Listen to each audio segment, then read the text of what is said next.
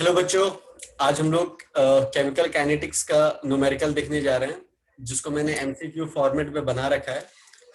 सो बारी बारी से हम हर एक क्वेश्चन को डिस्कस करते हुए आप लोग को सॉल्यूशन बताते हुए चलेंगे। ठीक है, तो आइए चलिए देखते हैं क्वेश्चन किस तरीके का है।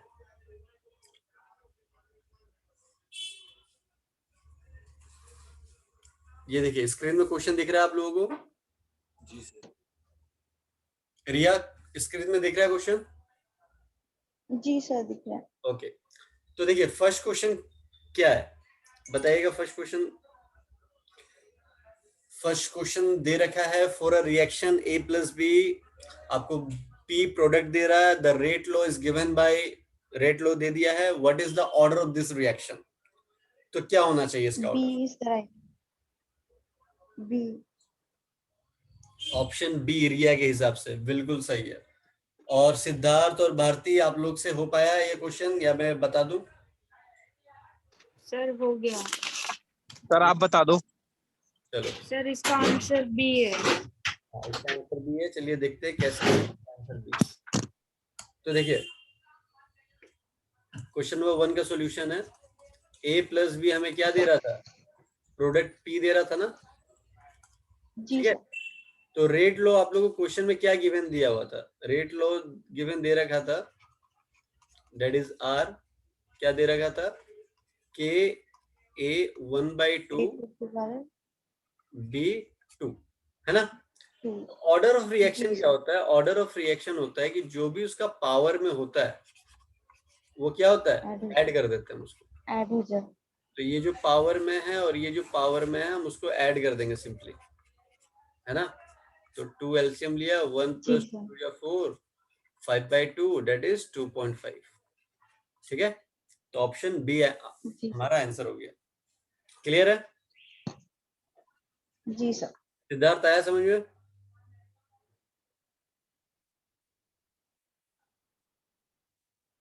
हेलो सिद्धार्थ, समझ में आया आपको? चलिए, क्वेश्चन नंबर 2 कौन बताएगा? रिया आप बताएंगी क्वेश्चन नंबर 2 का ऑप्शन क्या है? ए इज द राइट आंसर। और रिया के हिसाब से फर्स्ट ऑर्डर बता रही है। भारती, आपके हिसाब से क्या होना चाहिए? Sir D. भारती के हिसाब से नन। भारती कुछ भी नहीं बोलती कि ये ऑर्डर नहीं है। सिद्धार्थ आप बताइए क्या होना चाहिए?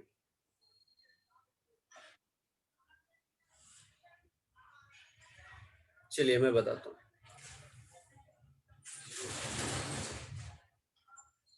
देखिए, आप लोगों को मैंने बताया था दोनों जीरो ऑर्डर रिएक्शन का भी ग्राफ बना के बताया था और फर्स्ट ऑर्डर का भी ग्राफ बना के बताया था। ठीक है, आप लोगों ने ग्राफ लगता है ध्यान से पढ़ा नहीं है। रेट वर्सेस टाइम का ग्राफ क्वेश्चन में दिया हुआ है और ये डिक्रीजिंग ऑर्डर में है ना? तो जी ये सर। कौन से ऑर्डर पे पॉसिबल है? ये जीरो ऑर्डर पे पॉसिबल है, क्योंकि रिएक्टेंट मैंने क्या जी बोला सर। था? जीरो ऑर्डर में क्या होता है? डिक्रीज करते रहता है, ये डिक्रीज। स्पेशल खासियत है। बट बट आप बोलोगे सर फर्स्ट ऑर्डर का भी तो ग्राफ सेम बनता है, तो फिर पहचानेंगे कैसे सर ये फर्स्ट ऑर्डर या जीरो ऑर्डर है ना? तो फर्स्ट जी ऑर्डर सर। में यहाँ पे जो वाई एक्सिस में आपको लॉग का टर्म दिखेगा। क्या दिखेगा? लॉग का टर्म दिखेगा। अगर लॉग का टर्म दिखेगा तो आप लोग बोल देना ये फर्स्ट ऑर्डर है। आप मेरी वीडियो को एक बार ध्यान से देखिएगा जाकर के आज, ठीक है? Zero order and first order वाला।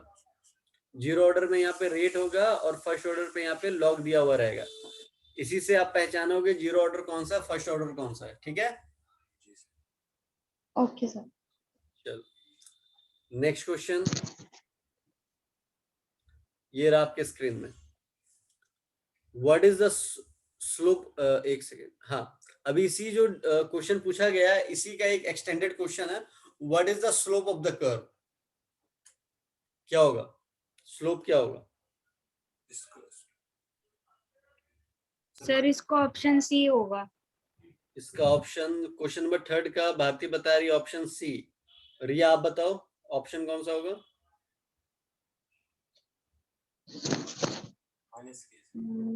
दोनों सर। यहाँ पे मेरे बगल में मे बी बैठे हुए नन। क्या नाम है आपका? ओम। ओम बता रहे हैं ऑप्शन नंबर बी, एकदम बिल्कुल सही बता रहे हैं, ऑप्शन नंबर बी। ये ऑप्शन नंबर बी हुआ कैसे, ये भी, हाँ ये भी आप लोग को वीडियो में, आप लोग वीडियो ध्यान से देखे नहीं है, इसीलिए आप लोग आंसर नहीं कर पा रहे। मैंने जीरो ऑर्डर ऑफ रिएक्शन का आपको बताया था कि कैसे हम लोग लिखते हैं, प्रूफ करके भी बताया था। R T equals to R naught minus K T, है ना। अब इसको मैंने कंपेयर करके भी बताया था, y equals to m x जी। प्लस सी, तो सी प्लस एम एक्स लिख देते हैं, तो होगा सी ये है ना। एम क्या होगा, एम माइनस के नहीं होगा, जी सर। और एम को क्या बोलते हैं, स्लोप बोलते हैं ना जी। तो स्लोप क्या आ गया, माइनस के, सिंपल। ये मैंने करा रखा है, जरा ध्यान से देखिएगा वीडियो पे जाकर के। कोई दिक्कत? सर हाँ बोलिए। No sir. सर इस क्वेश्चन में लिखा है what is the slope of the curve, मतलब थैंक यू। पर जो स्लोप है वो नेगेटिव भी हो सकता है और इसमें मेंशन नहीं है, तो ऐसे तो अरे फिर क्वेश्चन आंसर नंबर 2 मतलब का ये। एक्सटेंडेड क्वेश्चन है ये, क्वेश्चन नंबर 2 है पूरा, अच्छा क्वेश्चन नंबर 2 है ना, फिर। उसी का हाँ पूछ रहा है स्लोप ऑफ द कर्व क्या है। अच्छा ठीक है सर।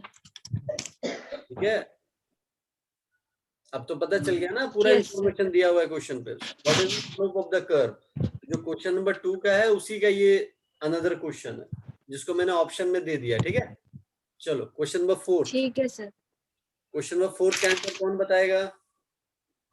सर नन इसका है सर। आंसर है नन है सर। ए, ऑप्शन ए है इसका।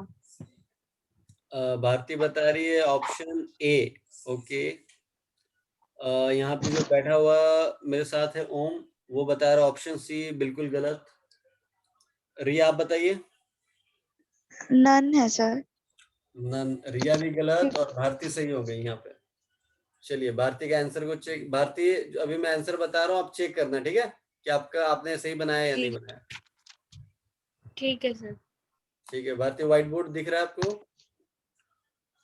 Yes sir. तो देखिए मैंने अपने वीडियो में बता रखा था के का यूनिट कैसे निकालते हैं, तो इसका फॉर्मूला क्या होता है, मोल अपॉन लीटर। मोल पर यहाँ पे क्या लिखते हैं, 1 माइनस एन, और 1 यहाँ पे माइनस लिखते एन हैं टाइम इनवर्स, है टाइम ना। इनवर्स।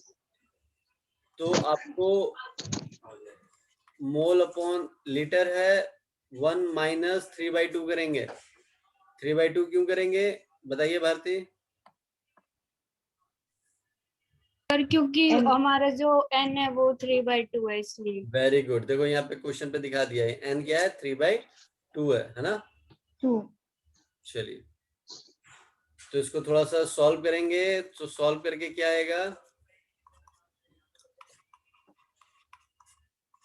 एल, ये एलसीएम लेंगे 2, तो 2 माइनस 3, ये टाइम इनवर्स, यहाँ पे ये क्या हो जाएगा, -1/2, ये हो गया टाइम इनवर्स, तो इसको उल्टा इनवर्स। कर देंगे तो क्या आंसर आ जाएगा, एल अपॉन मोल पावर में 1/2 टाइम इनवर्स। भारती आप ऐसे ही बनाई थी? यस सर यही था सेम। चलो well done, very good. Last second तक सर मैं की थी, कोई इसलिए बात, लास्ट में। चलिए क्वेश्चन नंबर 5 का आंसर कौन करेगा?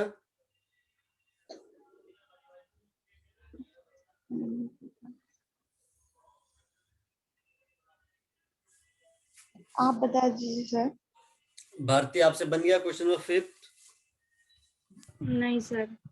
नहीं बना, इसलिए नहीं बना क्योंकि आप लोगों ने वीडियो नहीं देखा अच्छे से। चलिए बताता हूँ, क्वेश्चन कह रहा है a first order reaction takes 10 minutes for 25% decomposition. 25% decomposition का मतलब क्या हो गया, अगर मैं 100 लेके चलूं तो 25% डिकम्पोजिशन का मतलब हो गया 75 रहेगा। yes.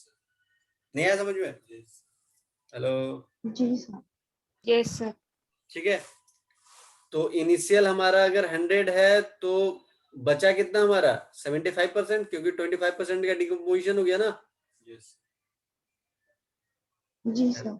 चलो तो सबसे पहले फर्स्ट ऑर्डर रिएक्शन में हम लोग के इक्वल टू क्या लिखते हैं, 2.303 upon T log R not upon R, ये लिखते हैं ना। वहां पे मैंने वीडियो पे A naught G upon sir. A लिखा था, कोई डरने वाली बात नहीं है, ठीक है। अब बच्चा लोग ये मत समझना जी कि सर वहां पे A था यहाँ पे R था, तो कोई दिक्कत नहीं है। T इक्वल टू log, अब क्या लिखेंगे यहाँ पे, R नॉट मेरा क्या है, इनिशियल मेरा 100 था, 25% डिकम्पोजिशन हुआ तो क्या हो जाएगा 75, है ना जी। 100 माइनस 25 75 हो गया। और टाइम यहाँ पे 10 लिख दूं मैं, क्योंकि 10 मिनट्स बोल रहा था ना। चलो अब इसको सॉल्व करते हैं। 2.303 अपॉन 10, उसके बाद यहाँ पे क्या हो जाएगा log 4/3, उसके बाद क्या लिखेंगे यहाँ पे 2.303 अपॉन 10। अब इसको क्या करना, आप लोग ऐसे भी लिख सकते हो log 4 log minus 4 log 3। Minus अभी log 4 और log 3 की वैल्यू क्वेश्चन में दे रखी है, इसको आप लोग सॉल्व करोगे तो 3.30 अपॉन 10, तो इसको जब सॉल्व करोगे इस पर्टिकुलर को, तो आंसर आएगा आपका 0.124, और जब इसको सॉल्व करोगे तो आएगा 0.02 मिनट इनवर्स। तो आप लोग चेकआउट कर लेना, ये आंसर आया तो परफेक्टली आपका कैलकुलेशन सही है, ठीक है। चलो ओके सर। नेक्स्ट क्वेश्चन की तरफ बढ़ते हैं। नेक्स्ट क्वेश्चन देखिए आप लोग स्क्रीन में।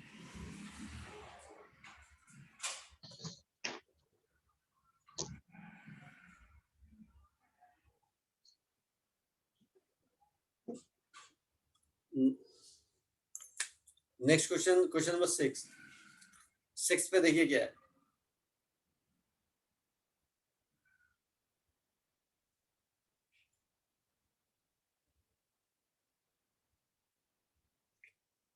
अच्छा, इस क्वेश्चन में ना टी हाफ पूछा गया है, देख लीजिए। टी हाफ तो बताया नहीं मैंने, रुक जाओ एक सेकेंड। b ये जो डबल हमारा आया ये के आया है, ठीक है, ये क्या आया के। But T half for the first order reaction क्या होता है, टी हाफ का फर्स्ट ऑर्डर रिएक्शन क्या होता है, भारती बताइए।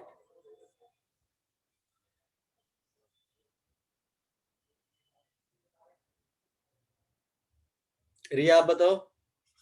0.693 अपॉन के, तो 0.693 अपॉन के मेरा क्या है 0.02। जब इसको सॉल्व करोगे 0.3 तो 34.65 minute. Option C I think, checkout करता हूँ। Yes sir, option C. हाँ ऑप्शन सी है। चलिए क्वेश्चन नंबर कौन सा, क्वेश्चन नंबर 6 कौन ट्राई करेगा। क्वेश्चन नंबर 6 कह रहा है for a reaction A plus B, ये हमें दे रहा है, the rate is given by this. कह रहा how is the rate of reaction effect if the concentration of B double. अगर कंसंट्रेशन ऑफ बी डबल कर दे रहे तो रेट ऑफ रिएक्शन में क्या इफेक्ट पड़ेगा, है ना। चलिए आइए देखते हैं इसको। क्वेश्चन नंबर 6 क्या कह रहा था, एक सेकेंड मैं यहाँ पे लिख लेता हूँ। रेट इक्वल्स टू के ए बी स्क्वायर, ठीक है। तो जब ये कह रहा है कि b को डबल कर रहे हैं तो हम लोग क्या बोल सकते हैं कि r is directly proportional to B square. तो जब हम b को डबल कर रहे हैं मतलब 2b कर रहे हैं b का स्क्वायर, तो r is directly proportional to क्या हो जाएगा 4b स्क्वायर, मतलब 4 टाइम्स हो गया। आया समझ में। 4b square. तो ऑप्शन कौन सा हो जाएगा 6 का हो जाएगा ऑप्शन बी। चलिए नेक्स्ट क्वेश्चन देखते हैं हम लोग।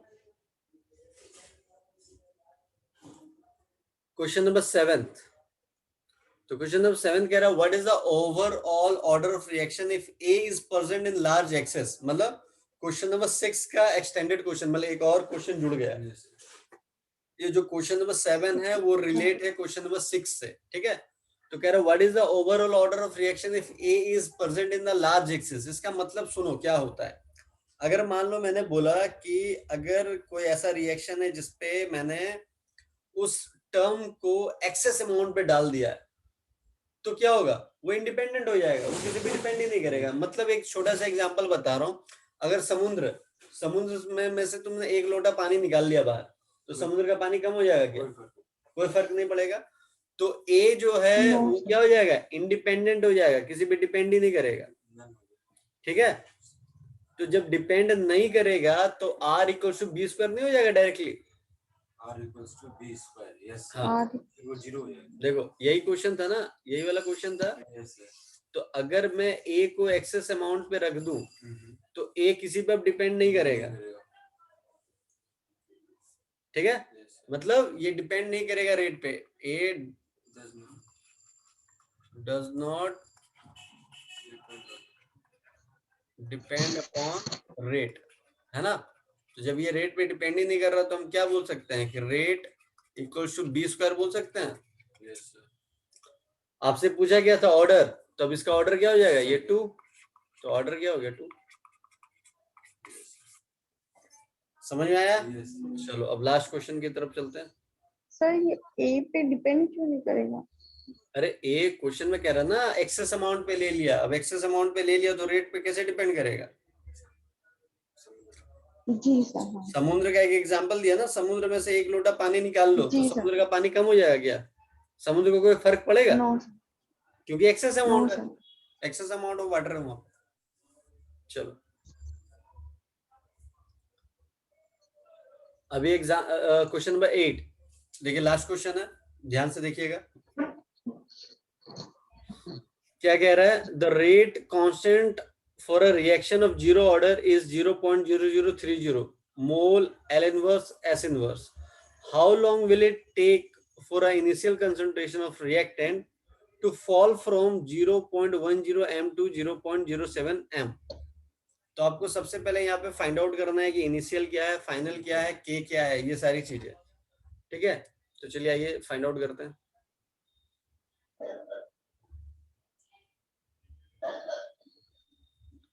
Question number 8। तो सबसे पहले आप मुझे बताओ इसका फॉर्मूला क्या होगा? AT इक्वल टू क्या हो जाएगा? A0 minus KT Yes, sir. हो जाएगा जी। इसका जी जीरो सर। ऑर्डर रिएक्शन क्या है ये? ठीक है, तो जीरो क्वेश्चन ऑर्डर पे रिएक्शन। A0 क्या होगा, AT क्या होगा और K क्या होगा? बताइए आप लोग फटाफट, मैं क्वेश्चन स्क्रीन पे डाल रहा हूँ। चलिए क्वेश्चन को देख करके बताइए, A0 क्या होगा, AT क्या होगा, K क्या होगा? A naught 0.10. ए नॉट 0.10 हाँ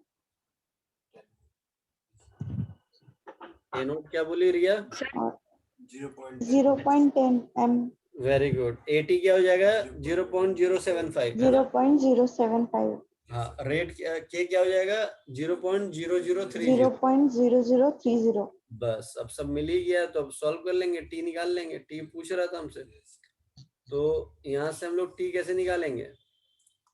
तो KT को एक तरफ रख देंगे तो इधर आ जाएगा A0 माइनस AT, है ना? टी को क्या हो जी जाएगा? Sir. A0 minus AT upon K। तो A0 क्या था हमारे पास? 0.1 0.075 और K क्या था हमारे पास? 0.0030। सबको पुट कर दो यहाँ पे, 0.1 माइनस 0.075 और K क्या है? 0.0030। जब इस पूरे को सॉल्व करेंगे हम लोग तो आएगा 8.33 सेकेंड। ठीक है, आप लोग सॉल्व कर लेना।